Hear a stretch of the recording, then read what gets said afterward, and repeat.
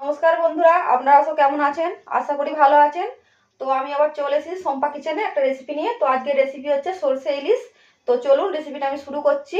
দেখুন, আপনাদের অবশ্যই ভালো লাগবে।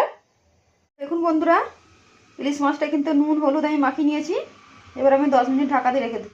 দেখুন, এখানে আমি সরষে ইলিশের জন্য কিন্তু আমি সরষে নিয়ে নিয়েছি। সরষেগুলো আমি ধুয়ে নিয়েছি। তো কালো সরষের ভাগটা আমি একটু বেশি দিয়েছি। এরপর আমি এখানে 4টে কাঁচা লঙ্কা দিয়ে দেবো।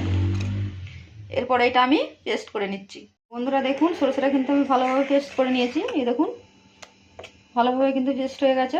এভাবে কিন্তু আপনারাও পেস্ট করে নেবেন। দেখুন, এটা কিন্তু আর ছাঁকার প্রয়োজন নেই। অনেকে ছেঁকে নেয়, কিন্তু আমি এটা ছাঁকবো না, কারণ ভালোভাবে এটা পেস্ট হয়ে গেছে। দেখুন, তো চলুন বন্ধুরা রেসিপিটা আমি শুরু করি। বন্ধুরা, কড়াই কিন্তু আমি তেল দিয়েছি। তেলটা কিন্তু আমার গরম হয়ে আসছে। এরপর আমি কালো জিরে দিয়ে দিচ্ছি পরিমাণ মতন। কালো জিরেটা আমি ভালো করে ভেজে নেবো। এরপর আমি কাঁচা লঙ্কা দিয়ে দিচ্ছি। কাঁচা লঙ্কাটা আমি কেটে রেখেছিলাম, এটা আমি ভালো করে একটু ভেজে নেবো।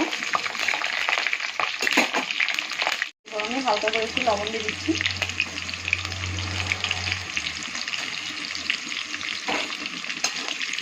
দেখুন, খুব সুন্দরভাবে ভেজে নেবো এটা।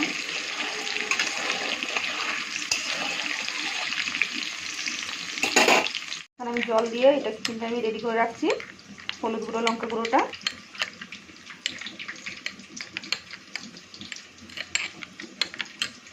লঙ্কাটা, কালো জিরেটা কিন্তু আমার ভাজা হয়ে গেছে। এরপর আমি হলুদ লঙ্কাটা ঢেলে দিচ্ছি। এটা কিন্তু আমি ভালোভাবে একটু ভেজে নিচ্ছি।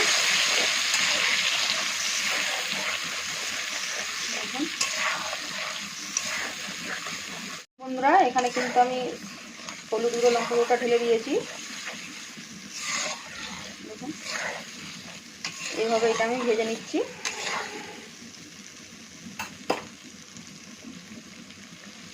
হলুদটা কিন্তু আমার ভাজা হয়ে গেছে।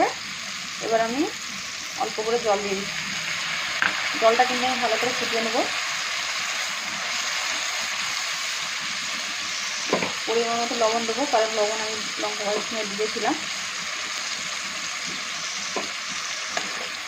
সেটা আমি ভালোভাবে একটু ফুটিয়ে নিচ্ছি। বন্ধুরা দেখুন, মশলাটা কিন্তু ভালোভাবে ফুটে গেছে। এরপর আমি মাছগুলো একটা একটা করে দিয়ে দেবো।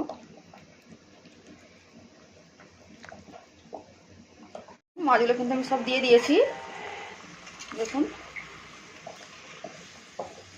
এরপর আমি 10 মিনিটের মতো ঢাকা দিয়ে রেখে দেবো, ভালোভাবে সেদ্ধ হয়ে যাক মাছটা।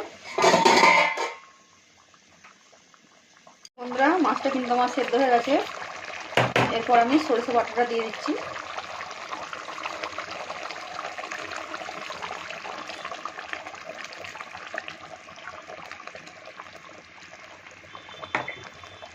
সরষেটা কিন্তু আমার দেওয়া হয়ে গেছে। এরপর আমি এটা আস্তে আস্তে একটু নেড়ে নেবো। দেখুন, এইভাবে কিন্তু আস্তে আস্তে নেড়ে দেবো। বাড়িতে কিন্তু অবশ্যই বানাবেন ইলিশ মাছের রেসিপিটা। খুব সুন্দর একটা রেসিপি, ইলিশ মাছ সকলেই পছন্দ করে। তো দেখুন, এইভাবে কিন্তু খুব সাবধানে এটা আমি নিয়ে নিয়েছি। দেখুন বন্ধুরা, সরষেটা আমার দেওয়া হয়ে গেছে। এরপর আমি কাঁচা লঙ্কাটা কুচিয়ে রেখেছিলাম, কাঁচা লঙ্কা কুচিগুলো দিয়ে দিচ্ছি।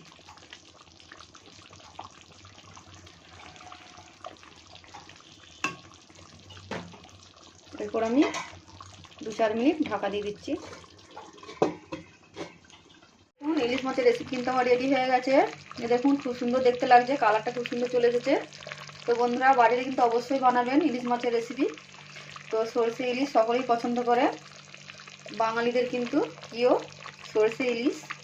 তো বন্ধুরা, এরপর আমি হালকা করে আমি সরষের তেল দিয়ে এটা আমি নামিয়ে নিচ্ছি। বন্ধুরা, হালকা করে সরষের তেল দিয়ে দিচ্ছি। সরষের তেলটা দিলে ঝাঁঝ ঝাঁঝ টাইপের হবে।